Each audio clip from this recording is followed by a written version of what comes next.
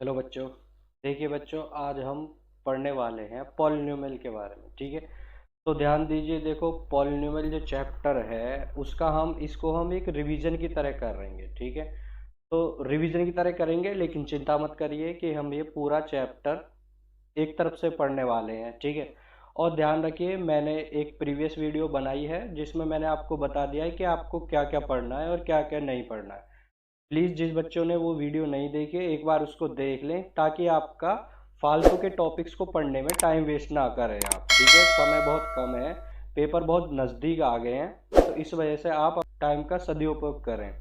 ठीक है, एक बार उस वीडियो को ज़रूर देख लें जिन बच्चों ने नहीं देखे, और अपने दोस्तों को भी उसे शेयर कर दें। तो देखिए, आज का टॉपिक हमारा है पॉलिनोमियल। तो देखो, पॉलिनोमियल सबसे पहले क्या होता है। तो देखो, पॉलिनोमियल होता है ये कॉम्बिनेशन होता है। क्या होता है ये कॉम्बिनेशन होता है। किस किस का कॉम्बिनेशन होता है? ये कोफिशिएंट्स का कॉम्बिनेशन होता है, ये वेरिएबल का कॉम्बिनेशन होता है, और ये आपका कांस्टेंट टर्म्स का कॉम्बिनेशन होता है। और कुछ इसमें ऑपरेशंस भी होते हैं। ऑपरेशन मतलब प्लस माइनस मल्टीप्लाई और डिवाइड। तो ये इन सब का कॉम्बिनेशन होता है और उसको हम बोलते हैं पॉलिनोमियल। ठीक है, अब देखो, हमने टाइप ऑफ पॉलिनोमियल पढ़ना है। तो टाइप ऑफ पॉलिनोमियल क्या होते हैं? तो देखो, पॉलिनोमियल होते हैं टाइप्स ऑफ पॉलिनोमियल की। यदि हम बात करें टाइप्स ऑफ पॉलिनोमियल, तो टाइप्स ऑफ पॉलिनोमियल क्या होता है कि on the basis of term, on the basis of term, term के बेस पे कितने तरीके के होते हैं ये आपके, अगर मान लीजिए टर्म एक है, एक टर्म है, तो हम बोल देते हैं कि ये मोनोमियल है। क्या है ये? मोनोमियल। यदि मान लो टर्म आपकी कितनी है, टर्म मान लो दो है, तो ये आपका बाइनोमियल हो जाता है। इसी तरीके से अगर मान लो टर्म तीन है, तो ये आपका ट्राइनोमियल हो जाता है। ठीक है, अगर तीन से ज़्यादा टर्म है तो उसको हम पॉलिनोमियल बोल देते हैं।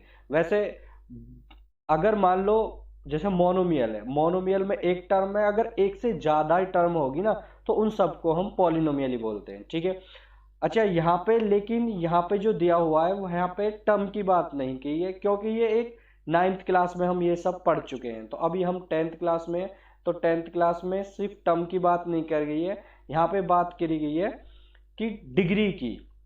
किस चीज़ की बात कर गई है यहाँ पे? यहाँ पे डिग्री की बात करिए। तो देखो, डिग्री क्या होता है? डिग्री होती है हाईएस्ट पावर। डिग्री क्या होती है? Highest power of polynomial, of polynomial.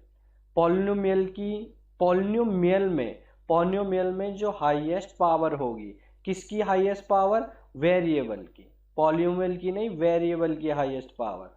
तो वेरिएबल की हाईएस्ट पावर को हम क्या बोलेंगे? हम बोलेंगे उसको डिग्री बोलेंगे। ठीक है, मान लो जैसे हमारे पास एक एग्जाम्पल लेते हैं। एग्जाम्पल ले लिया हमने, जैसे a x cube plus b x square plus c, ये हमारे पास कोई पॉलिनोमियल है। तो इसकी डिग्री हाईएस्ट कितनी है? डिग्री बोले तो एक्स की पावर। ठीक है, तो देखो यहाँ पे दो है, यहाँ पे तीन है, तो हाईएस्ट पावर कितनी है? तीन। तो इसका मतलब इसकी डिग्री कितनी हो जाएगी? तीन। तो इस पॉलिनोमियल की डिग्री कितनी हो जाएगी? तीन हो जाएगी। ठीक है, तो ये सब चीज़ यहाँ पे है। तो अब हम बात करेंगे कि अच्छा, क्या क्या पॉलिनोमियल होता है और क्या क्या पॉलिनोमियल नहीं होता, मतलब कौन सा एक्सप्रेशन पॉलिनोमियल होते हैं और कौन सा एक्सप्रेशन पॉलिनोमियल नहीं होते। यदि मान लो कोई ऐसे पॉलिनोमियल हैं जिसमें एक्स की पावर पॉजिटिव इंटीजर है। क्या है? Power positive integer. तो वो आपके सब पॉलिनोमियल होते हैं। जैसे हमने एक ऊपर एग्जांपल दिया है, यहाँ पे पावर थ्री है, पॉजिटिव इंटीजर है, यहाँ पे पावर टू है और ये भी पॉजिटिव इंटीजर है, तो इसका मतलब ये पॉलिनोमियल है। अगर पॉजिटिव पावर नहीं है एक्स का पावर, अगर नेगेटिव है या फ्रैक्शन में है, तो मान लो जैसे इस तरीके से है, तो ये आपका पॉलिनोमियल नहीं है। मान लो one upon x square plus three x plus one, तो ये भी आपका पॉलिनोमियल नहीं है। मान लो x square plus one upon x square, ये भी आपका पॉलिनोमियल नहीं है। तो ध्यान रखिए, क्योंकि अगर हम इसको ऊपर लेके जाएंगे, एक्स स्क्वायर को अगर नोमरेटर में लेके जाएंगे, तो पावर आपकी नेगेटिव हो जाएगी, तो इसी वजह से ये पॉलिनोमियल नहीं है। तो ध्यान रखिए, x की पावर क्या होनी चाहिए, पॉजिटिव इंटीजर। क्लियर है यहाँ तक। अब देखो नेक्स्ट टॉपिक हम पढ़ते हैं कि पॉलिनोमियल तो हमने पढ़ लिया है कि पॉलिनोमियल की डिग्री क्या होती है और पॉलिनोमियल के टाइप क्या होते हैं on the basis of term. अभी हम बात करेंगे कि types of polynomial, types of polynomial on the basis of degree की बात करते हैं, क्योंकि हमने अभी डिग्री पढ़ा है तो डिग्री के बेस पे कितने तरीके के पॉलिनोमियल होते हैं हम ये बात करेंगे। तो देखो पहला है, अगर मान लो आपकी डिग्री 1 है तो पॉलिनोमियल कुछ इस तरीके से होगा ax प्लस बी, तो ये आपका होता है लीनियर पॉलिनोमियल। क्या है ये लीनियर पॉलिनोमियल है, ये आपको ध्यान रखना है। ठीक है, दूसरे अगर हम बात करेंगे, मान लो डिग्री है 2, तो ये मान लो कुछ इस तरीके से होगा ax square plus bx plus c, तो ये आपका होता है क्वाड्रेटिक पॉलिनोमियल। कौन सा पॉलिनोमियल होता है, क्वाड्रेटिक पॉलिनोमियल। ठीक है, अभी एक नेक्स्ट चैप्टर भी है क्वाड्रेटिक इक्वेशन, इसी के बेस पे है वो।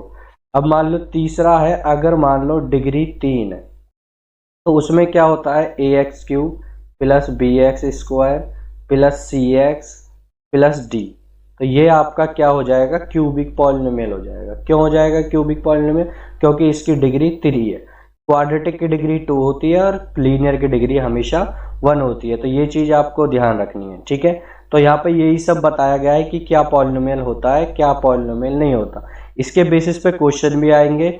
तो देखिए बच्चों, इस वीडियो को स्किप ना करें, क्योंकि हम जैसे कि एक वॉल होती है तो उस पे ईंट, मतलब जो ब्रिक्स पे ब्रिक्स रख के हम वॉल क्रिएट करते हैं, इसी तरीके से हम एक कंसेप्ट को कंप्लीट करके, क्लियर करके हम अपने चैप्टर को एक स्ट्रॉन्ग कर सकते हैं। ठीक है, तो प्लीज इस वीडियो को स्किप ना करें, एक तरफ से देखें ताकि आपका कंसेप्ट अच्छे से हो जाए, एक स्ट्रॉन्ग पॉइंट आपका बन जाएगा। बहुत ही आसान चैप्टर है, चिंता मत करिए। देखो यहाँ पे कुछ एग्जाम्पल दे रखे हैं, देखो ये क्यूबिक इक्वेशन का एग्जाम्पल दे रखा है।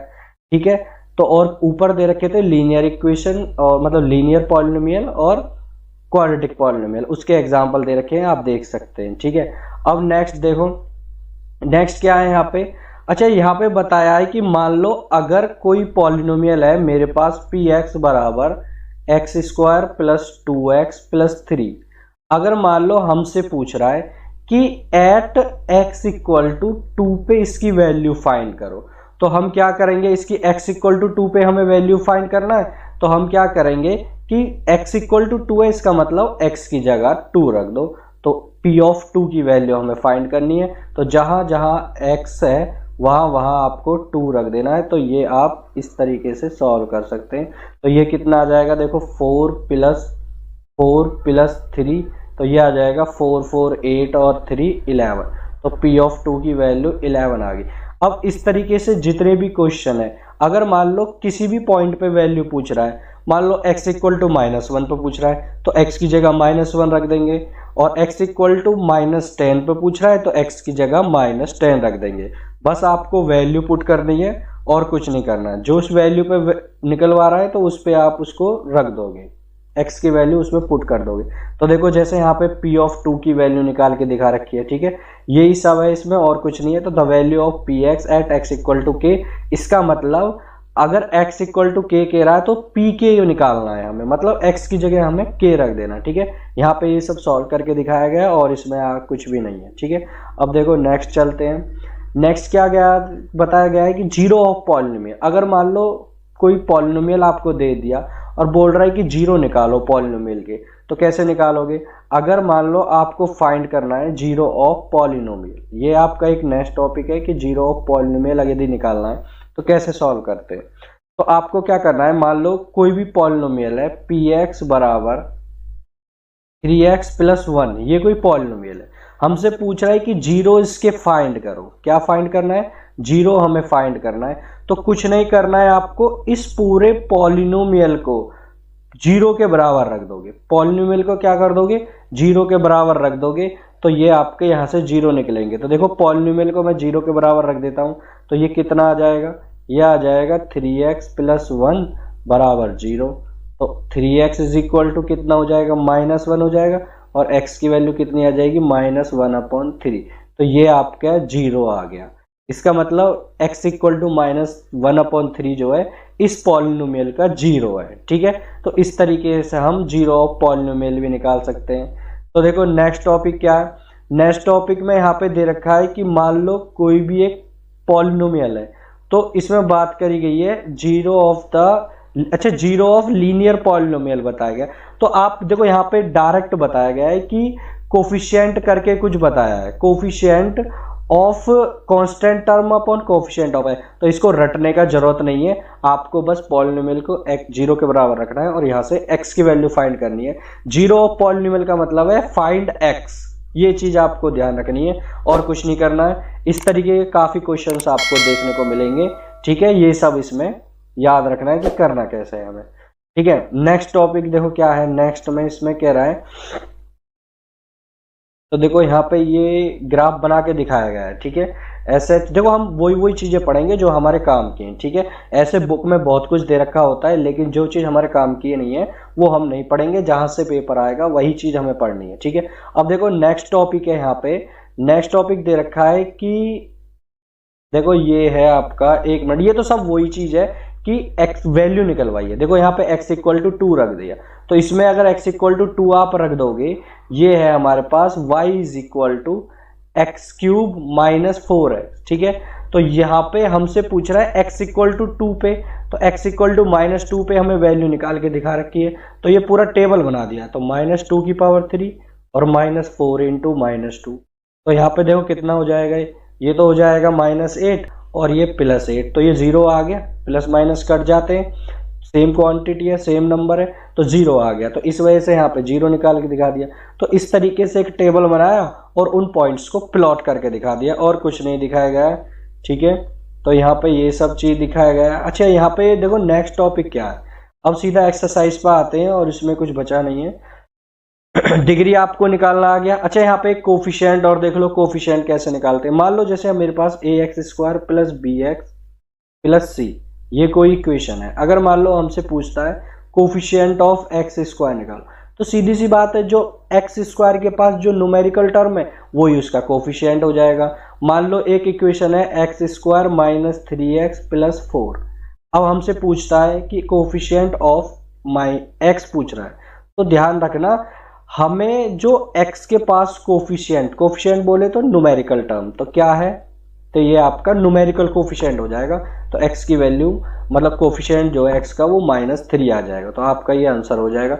ऐसे ही हमसे पूछे लग जाएगी कोफिशिएंट ऑफ x की पावर 2, तो कोफिशिएंट ऑफ x की पावर 2 है, तो ये आपका क्या है कि यहाँ पे कुछ नहीं है, तो कुछ नहीं, ऐसा नहीं है कि यहाँ पे 1 हमेशा होता है, 1 मल्टीप्लाई में होता है, तो कोफिशिएंट आपका क्या हो जाएगा, 1 हो जाएगा। इस तरीके से कोफिशिएंट निकालते हैं। अच्छा, टर्म कैसे निकालते हैं, मान लो ax² + bx, ठीक है, ये कोई क्वाड्रेटिक इक्वेशन है या क्वाड्रेटिक पॉलिनोमियल है, तो इसमें 2 टर्म है, एक ये और एक ये, तो इस तरीके से हम इसमें टर्म निकाल लेते हैं। ठीक है, अब यहाँ पे देखो ग्राफ दे रखा है और पूछा गया है कि कितनी जीरो है।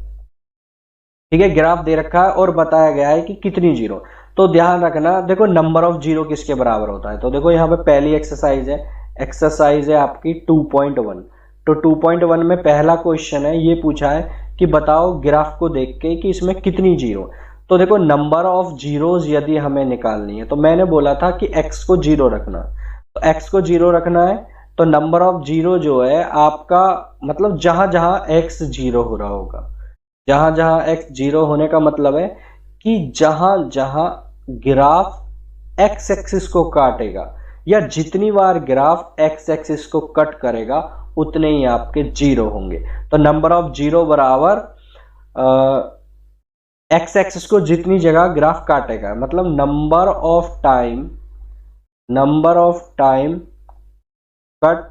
Of time graph cut the x axis, तो जितने टाइम उस x एक्सिस को काटेगा, ठीक है, वही आपका क्या हो जाएगा, नंबर ऑफ जीरो हो जाएगा। जैसे पहला ग्राफ कुछ इस तरीके से दे रखा है, ये x एक्सिस है, ये y एक्सिस है, तो ऐसे कुछ ग्राफ, तो यहाँ पे क्या कट रहा है, क्या नहीं काट रहा है ग्राफ, क्योंकि x एक्सिस तो आपका ये है, तो ग्राफ नहीं काट रहा, तो इसमें नंबर ऑफ जीरो कितने हो जाएंगे, तो नंबर ऑफ जीरो इसमें 0 हो जाएंगे, एक भी नहीं है, नो, तो नो जीरो, कोई भी जीरो नहीं है इसमें। ठीक है, अब नेक्स्ट टॉपिक क्या है, देखो नेक्स्ट क्वेश्चन क्या है इसमें। नेक्स्ट क्वेश्चन ये है कि जैसे ये वाला क्वेश्चन है, इस क्वेश्चन को देखो ध्यान से, इसमें कितनी जगह काट रहा है, देखो एक जगह काट रहा है, तो इसका मतलब इसमें 0 1 हो जाएगा। इसमें कितनी जगह काट रहा है, देखो यहाँ कट कर रहा है, यहाँ कट कर रहा है और यहाँ कट कर रहा है, तो इसमें 3 0 हो जाएंगे। यहाँ पे 2 जगह कट कर रहा है तो इसमें 2 हो जाएंगे। अच्छा, कट करे या टच करे दोनों बात है, तो दोनों ही केस में आपके 0 होंगे। यहाँ पे 1 2 3 4 0 हो जाएंगे, यहाँ पे 1 2 और 3, तो यहाँ पे कितने 3 0 हो जाएंगे। तो ध्यान रखना है कि नंबर ऑफ जीरोस कैसे हम निकालते हैं, कि जब एक्स एक्सिस जितनी बार कट करेगा, मतलब एक्स एक्सिस को कट करेगा ग्राफ जितनी बार, तो वही आपके नंबर ऑफ जीरोस होंगे। अब देखो नेक्स्ट टॉपिक